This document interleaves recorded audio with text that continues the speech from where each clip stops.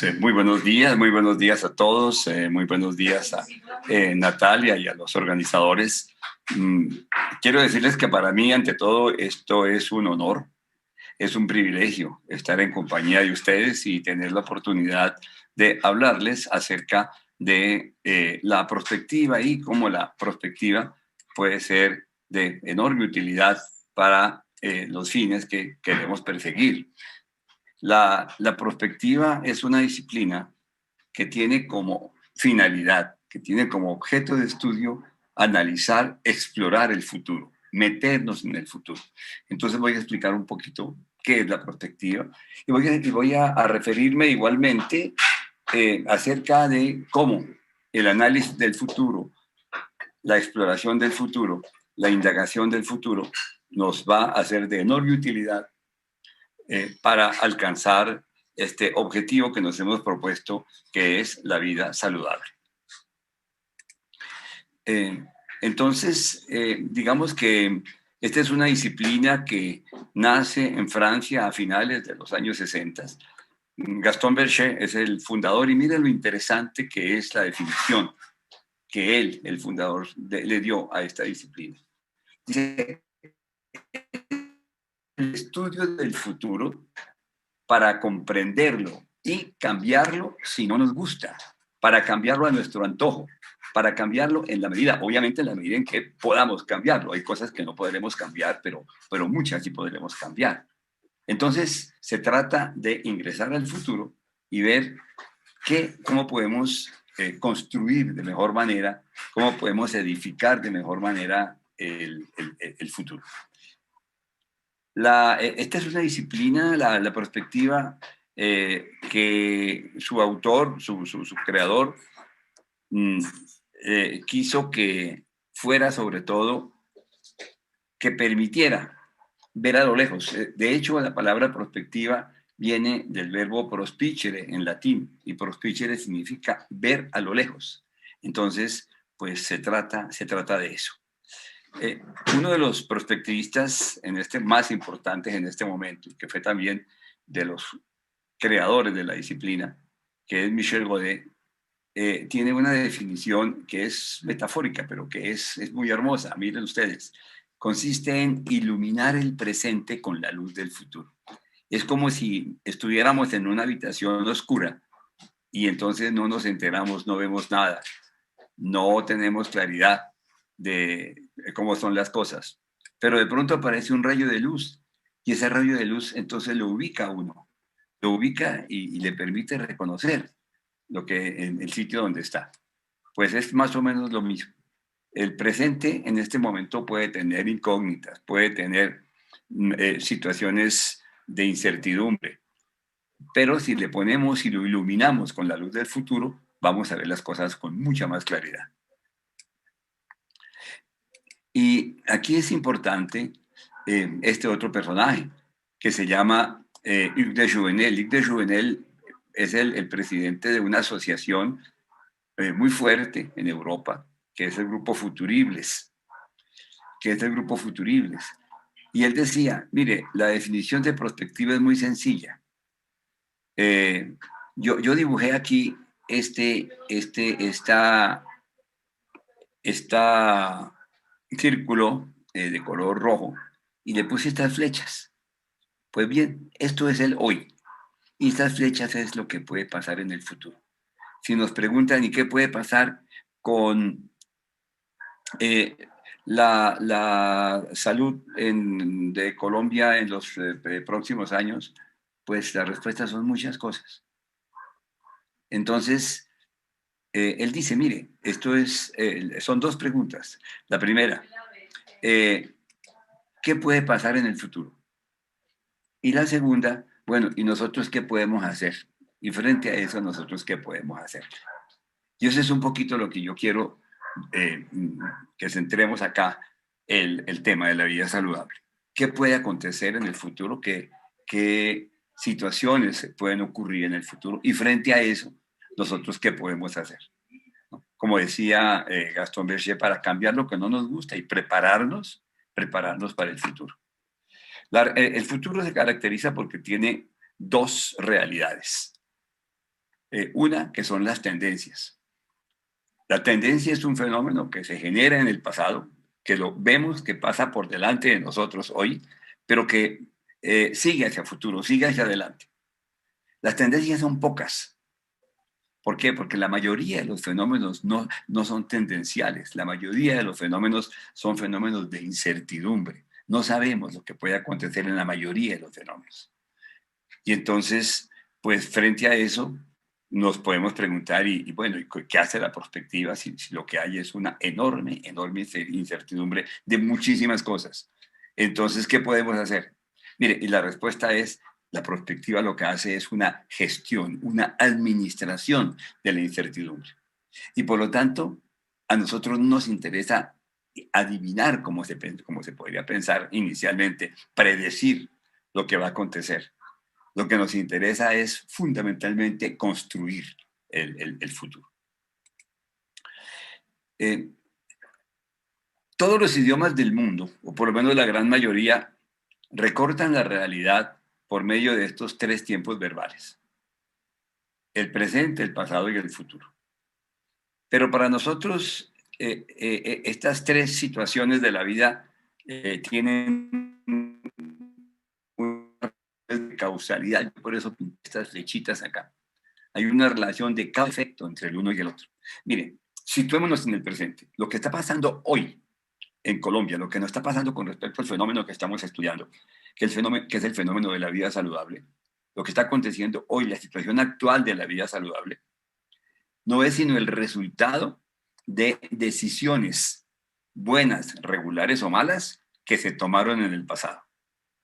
Hoy estamos simplemente viviendo las consecuencias de situaciones que se presentaron en el pasado.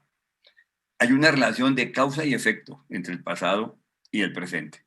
Y si es así, la hay también entre el presente y el futuro. Lo que va a acontecer con la vida saludable de Colombia en el año 2030, 2040, lo estamos decidiendo hoy. Hoy estamos entonces tomando las decisiones que van a hacer que la vida saludable en Colombia sea mejor, sea regular o sea peor. Y en este momento aparece la prospectiva y nos dice, yo les voy a ayudar para que dentro de 20 años no nos estemos lamentando, sino que estemos diciendo qué decisiones tan interesantes, tan importantes que tomamos hoy, porque esas decisiones, mire, cómo nos permitieron entonces tener esta situación positiva y esta situación excelente el día de hoy. La pregunta que hacemos es esta. La pregunta propia de la prospectiva es esta. Si hiciéramos la perspectiva de Colombia, cosa que no hemos hecho, ¿no? Ojalá que algún día lo hagamos. La pregunta es esta: ¿cuál es el país que queremos para el futuro? Pero en vez de país podemos poner muchas cosas. ¿Cuál es la institución? ¿Cuál es la organización que queremos para el futuro? ¿Cuál es la empresa que queremos para el futuro? A nosotros nos interesa responder esta pregunta: ¿cuál es la vida saludable que queremos para el futuro? Esa es la pregunta típica de la perspectiva y la llevamos al tema que nos ocupa, es esto. Entonces, para responder esa pregunta, lo primero que tenemos que hacer es preguntarnos, bueno, ¿y hoy cómo estamos? ¿Cuál es la situación de hoy? ¿Cómo podemos calificar, cómo podemos reconocer cuáles son los fenómenos que hoy involucran, definen esta situación de la vida saludable? Y simplemente tratando de hacer una diagnosis muy rápida, un brochazo muy superficial, yo diría una visión rápida es esta. Mire, la OPS nos dice lo siguiente. Nos dice que en América Latina los niveles de inactividad física han aumentado y pues esto es el promedio latinoamericano, pero yo pienso que nosotros estamos por ahí, en ese promedio, en un 33, de un 33 a un 39%. Ahora, pero más aún, yo pienso que la OPS, la Organización de la Salud para América Latina, se quedó corta porque la pandemia hizo que aumentara necesariamente estos porcentajes. De tal manera que en estos momentos esto tiene que ser más. Uno de los efectos negativos, colaterales, que trajo la pandemia es eso, que hizo que aumentara, no obstante que ha habido, pues, ha habido propuestas, cambios, sugerencias de ejercicio físico, en fin, pero la inactividad, pues, física necesariamente se aumentó, necesariamente. Ahora, obviamente que las Naciones Unidas y la OPS, como ustedes saben, pues hace parte de las Naciones Unidas. El espíritu de las Naciones Unidas es reducir esa inactividad física, porque vamos a ver enseguida que esto es absolutamente perjudicial. Entonces, por lo menos en un 10%, dicen ellos ahorita, para los próximos años, y en un 15% para el año 2030. Bueno, es porque uno puede pensar que son porcentajes muy bajitos, pero lo que pasa es que estamos ante unas situaciones culturales sumamente complicadas y que inducen, por lo tanto, más bien a que la inactividad física aumente que disminuya. O sea que hay un reto importante. Pero miren ustedes, eh, si, ¿cuáles son y por esto traigo yo esta información, y quiero basarme acá, de esto, consecuencias, por qué es fundamental luchar por una vida saludable, excelente, y reducir estos porcentajes, e incluso aceptar estos retos que son complicados, pero que son esenciales, que son fundamentales. ¿Por qué? Porque uno de los males, de los grandes males que tiene el siglo XXI, que lo heredamos del siglo anterior y que parece que comienza a andar con fuerza hacia el futuro, es el sobrepeso. Eso es un poquito lo que ha sido el sobrepeso en Colombia en los últimos 10 años. O sea que este es un problema grave, porque pues es una consecuencia, la consecuencia de la inactividad, la primera consecuencia de la actividad, yo diría que es esta. Bueno, es un rasguño nada más, porque pues, evidentemente que hay otras. Esta es una variable nada más. Pero además del sobrepeso, el sobrepeso, ¿qué es lo que hace? El sobrepeso disminuye la esperanza de la vida. La esperanza de vida en Colombia es más o menos lo que es el promedio latinoamericano. Este promedio, si lo comparamos nosotros con los promedios europeos, pues es menor. Y todo esto es consecuencia necesariamente de inactividad y consecuencia necesariamente de sobrepeso. No son las únicas variables, pero son variables que están influyendo enormemente. Si esto es América Latina, vean ustedes cómo la situación de Colombia no es diferente. La situación de Colombia está por acá más o menos, estamos un poquito debajo, esto es casi 70 años, casi, 2020 por aquí, casi 70 años, estamos un poquito por debajo del promedio latinoamericano. Pero estos son indicadores, son indicios preocupantes y son indicios graves. Entonces, esto por una parte. Dijimos, voy a hacer un brochazo nada más de la situación actual para enlazarlo con el tema del futuro, con ese cabo suelto que de pronto quedó ahí, que fue el tema del futuro. Por una parte, entonces, dijimos, la pandemia no ha colaborado mucho, pero por otra parte, hay una situación importante que está al orden del día y que es la era de la inteligencia artificial. El mundo hace 200 años era analógico. De ser analógico saltó a ser digital. Y esto es el siglo pasado. Pero en este momento ya va mucho más adelante. Ya ese salto del analógico al digital va mucho más adelante. Y lo que en este momento estamos viviendo y lo que va a venir, porque la perspectiva es lo que viene, y lo que va a venir es el fortalecimiento de la era digital. Se dice que la pandemia, y esto es una realidad, que la pandemia pues permitió que de alguna manera entráramos al futuro sin darnos cuenta, ¿no? A nosotros nos metieron de cabeza en el mundo inteligente, en el mundo digital inteligente, sin que nos diéramos cuenta. Lo que pensábamos que iba a ser el futuro ya lo estamos viviendo. Y que es todo esto de la inteligencia artificial. Y que pues fue tal vez de los efectos positivos, digo yo, de la pandemia. Pero el tema, por lo tanto, no es únicamente el tema digital, sino más adelante, la inteligencia artificial, que es esto mismo, digital muchísimo más avanzado, con otros aditamentos como sensores, como imprenta en tercera dimensión, como biología sintética, etcétera. Eso es lo que pues prácticamente el mundo en este momento está viviendo. Sin embargo, lo que viene es mucho más complejo. ¿Por qué? Este señor que tenemos acá es un biólogo francés que se llama Joël de Ronet y acabó de publicar esta obra que tenemos acá. Dice, Je cherche à comprendre les codes cachés de la nature. Trato de entender los códigos escondidos de la naturaleza. Y él nos dice lo siguiente. Vean ustedes. Estamos, así como vivimos en un ecosistema, de hecho él trabajó el tema del ecosistema, en un ecosistema biológico, en donde los seres humanos estamos articulados con las plantas, con los animales, con el oxígeno, de la misma en este instante, y el futuro va a ser mucho más fuerte. Y él dice, esta sería la quinta revolución industrial.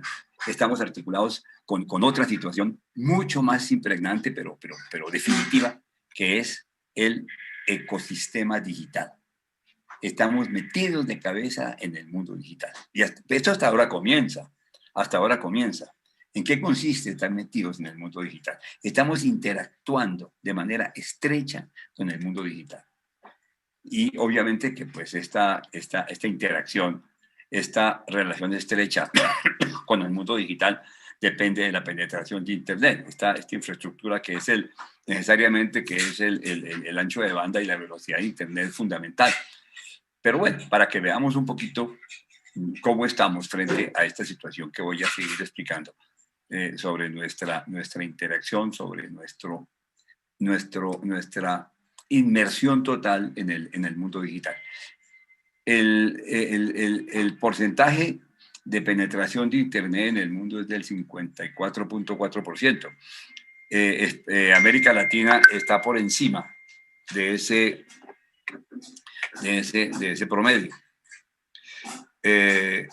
Y Colombia está por encima del promedio mundial, como ustedes ven, aquí estamos, pero por debajo del promedio latinoamericano. Esto es muy importante porque si lo que viene es una inmersión total, si hasta ahora comienza esta inmersión con el mundo digital, entonces aquí es fundamental tener estas condiciones. Pero lo que dice Ronet es mucho más, si se quiere, impactante. Dice, lo que nos espera y que ya lo comenzamos a ver, pero va a ser mucho más fuerte en los próximos años, en el futuro, es una simbiosis total. Y a mí me gusta mucho la palabra simbiosis. Es decir, estamos hechos uno con el mundo digital.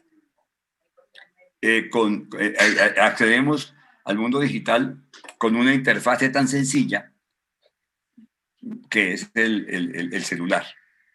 Pero no es la única, obviamente. También accedemos con los computadores, también accedemos con las tabletas, etc. Pero mire, nomás la sola interfase del celular, y esto que voy a decir es una frase de Joël de Ronet. Decía, miren, el celular 4G, el 4G que tenemos todos, en este momento, dice él, es 100.000 veces más perfecto que el computador que se utilizó en el año de 1969 para enviar el hombre a la luna. Bueno, o sea que esa es una interfaz maravillosa con la cual accedemos, nos involucramos con el mundo digital. De hecho, ya lo estamos haciendo. Pero como digo, lo que viene va a ser mucho más impactante. Esa interacción, ese meternos en el mundo digital, ese simbiosis de cabeza, como digo, en el mundo digital, hace que en este momento seamos y vamos a ser seres humanos aumentados. Miren ustedes, nos aumentamos, nos aumenta. Nuestra interacción con el mundo digital nos aumenta como seres humanos. Nos aumenta como seres humanos y hace entonces que las actividades que llevemos sean mucho más perfectas. ¿En dónde está ese aumento con los seres humanos? Simplemente de esta manera, vean ustedes, tenemos en este momento, tenemos sentidos, condiciones que no teníamos cuando nacimos. Y son algunas, porque esto se va a multiplicar mucho más. Simplemente, veamos, nosotros no nacimos con esto, con el don de la ubicuidad. En este momento lo tenemos. Estar presentes en muchos sitios al mismo tiempo, a la misma hora. Mire, esto que yo estoy haciendo lo prueba, el don de la ubicuidad. Yo estoy en este momento en la calle 119 y ustedes están en diferentes partes de Bogotá y de pronto fuera de Bogotá. Estoy allí, en los sitios, en la casa de ustedes, estoy presente. Y por este milagro que es la inteligencia artificial. Pero no es lo único. No nacimos con el don de la ubicuidad, tampoco nacimos con el don de la orientación. ¿Y qué es el don de la orientación? Es el GPS. El GPS. Uno, quiero ir a tal parte. Mire, agarre por aquí, voltea a la derecha, después a la izquierda, y en ese trayecto usted va a tardar 20 minutos. Pero es la orientación perfecta. No nacimos con ese sentido, así tan desarrollado por lo menos. Ahora lo tenemos. Y mire, y esto que a nosotros nos va a interesar enormemente, la salud preventiva. No nacimos con esta condición de salud preventiva, pero la tenemos. Y es muy importante, entonces, optimizarla, enriquecerla. ¿Por qué? Veamos. Una cosa tan sencilla como el iWatch de Apple. Bueno, que es como el más perfecto, pero además de eso, en este momento hay muchos aparatos de esos. iWatch simplemente nos indica el ritmo cardíaco, la tensión arterial, el ejercicio que hemos hecho, el peso que podemos bajar, que hemos bajado y la medida como y la manera como lo estamos haciendo, los pasos que recorrimos. Y estas son algunas cosas, simplemente. Y estas son algunas cosas porque obviamente que aquí hay más. Entonces, esto va a ser una enorme utilidad. Si nosotros queremos, vamos a luchar, como voy a mostrar enseguida, lo importante que es el análisis del futuro para tener una vida saludable, pues aquí hay una enorme ayuda en esta interacción. Así como puede ser perjudicial, porque pues muchas veces genera adicciones, en fin, porque los seres humanos somos un poquito complicados. Pero igualmente cosas maravillosas como esto. Hasta el punto que la salud del futuro se espera que sea más preventiva que curativa. ¿Por qué? Porque en este momento, pues yo puedo perfectamente tener una fotografía, una radiografía del comportamiento de mi sistema biológico y entonces ya puedo comenzar a tomar decisiones. Ya sé que yo tengo que bajar de peso, ya sé que tengo que hacer más ejercicio y lo estoy controlando diariamente de manera perfecta. Y así como en este momento tenemos esto se va a perfeccionar y va a ser mucho más importante, mucho más impactante hacia el futuro. Pero no es únicamente esto, también hay otras cosas. El poliglotismo, somos políglotas. Podemos ahora hablar los 37 idiomas que dice que tiene Google. Anteriormente eso era un chiste. Uno le decía a Google, tradúzcame tal cosa de inglés al español y eso parece un chiste. En este momento son 37 idiomas perfectos. Les cuento una anécdota. La universidad tiene una excursión a China, académica a China. Van los estudiantes a China con un profesor que habla mandarín. Pero pues ellos se involucran también con la población. Doctor Mojica, disculpe, nos quedan 3 minuticos para que nos colabore, por favor.